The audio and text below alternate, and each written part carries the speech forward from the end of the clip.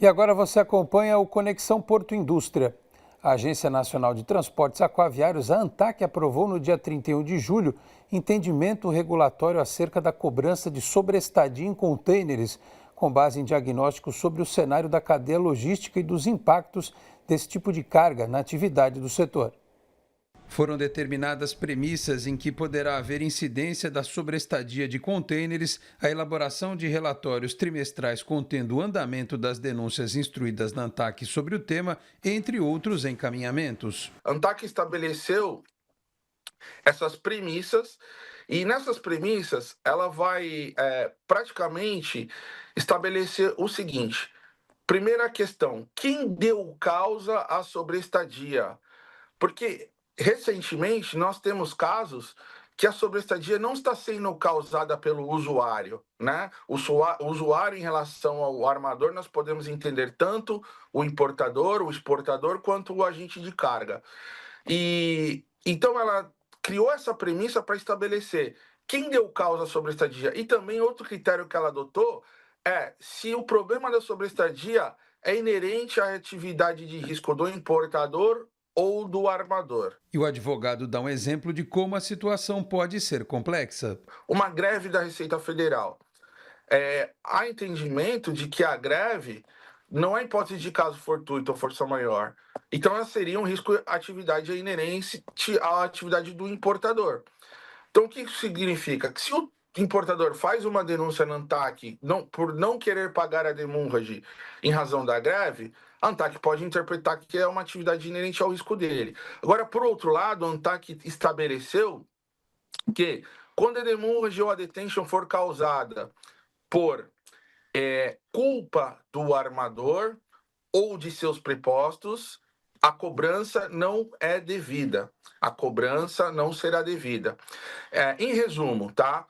A ANTAQ, ela entende que a cobrança de sobreestadia, tanto na importação quanto na exportação, é legítima, mas que existem abusos, que podem ocorrer esses abusos. E justamente esse entendimento regulatório visa coibir esses abusos. Para se chegar a esta decisão, foi feito um levantamento realizado pela área técnica da agência, que se deu a partir do monitoramento do tema e de denúncias apontando irregularidades nas cobranças, além do aumento expressivo da movimentação de contêineres. No ano passado, esta movimentação de carga registrou recorde, com crescimento de 20%. De 2 anos para cá, mais ou menos 2 anos para cá, começaram a surgir casos de cobranças de demurra, de detention, por falta de indisponibilidade de janela nos terminais.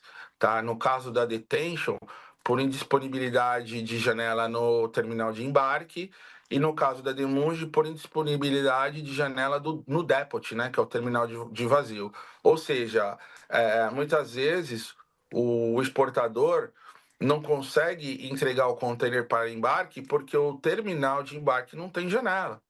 Então é uma situação que foge à vontade do exportador. E isso, o armador tem responsabilidade, porque quem escolhe, quem elege o terminal de embarque é o armador.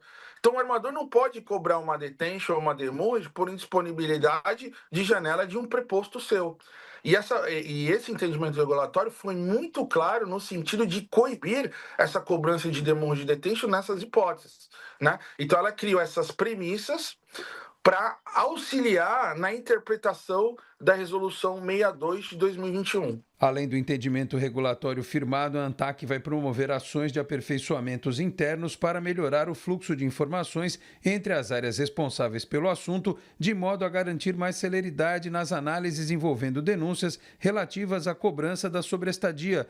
Luiz Oliveira, no entanto, acredita que a Justiça ainda terá muito trabalho para resolver estes casos. Muitos armadores ainda, infelizmente, praticam cobranças abusivas.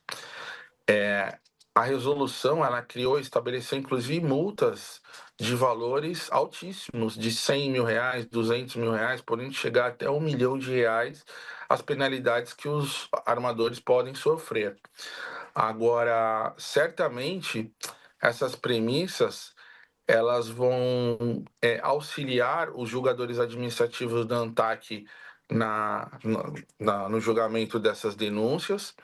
Ela vai, de certa forma, o intuito também é tentar evitar com que essas práticas continuem ocorrendo, mas deixando claro, Alex, que isso não vai impedir uma judicialização da questão, tá?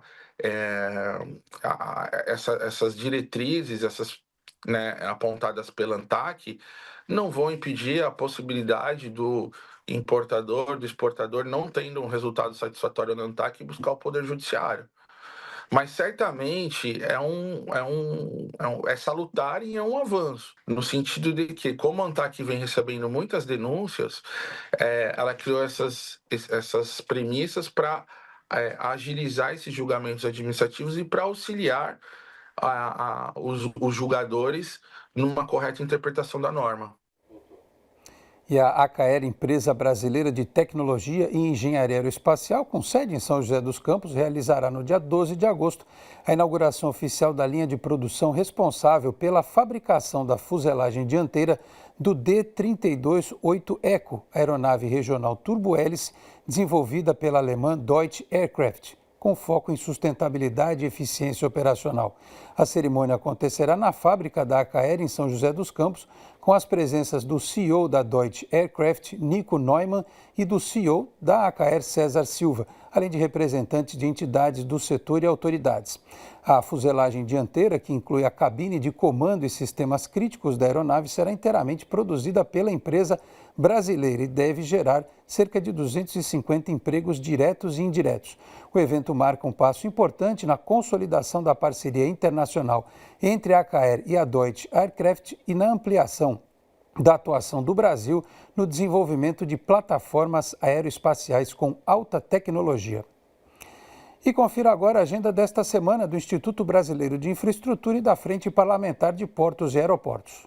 Nesta segunda-feira, terminou o recesso parlamentar e tiveram início as atividades da Frente Parlamentar Mista de Portos e Aeroportos e do Instituto Brasileiro de Infraestrutura. A retomada foi marcada por uma série de despachos internos voltados ao retorno dos parlamentares. No período da tarde, foi realizada a reunião ordinária do Comitê Temático 01, que debate a infraestrutura de acessos portuários no Brasil. Nesta terça-feira, pela manhã, está prevista a participação de membros da Frente Parlamentar na audiência pública conjunta das Comissões de Desenvolvimento Urbano, Minas e Energia, Saúde e Viação e Transportes, para discutir mecanismos de fortalecimento das agências reguladoras. Ainda na terça-feira ocorrerá um almoço-reunião de membros da Frente Parlamentar, juntamente com o presidente da Frente, com o objetivo de alinhar as principais pautas do setor de infraestrutura de transportes brasileiro. A quarta-feira será o ponto alto da semana com a realização do segundo Summit Connect Infra, evento que reunirá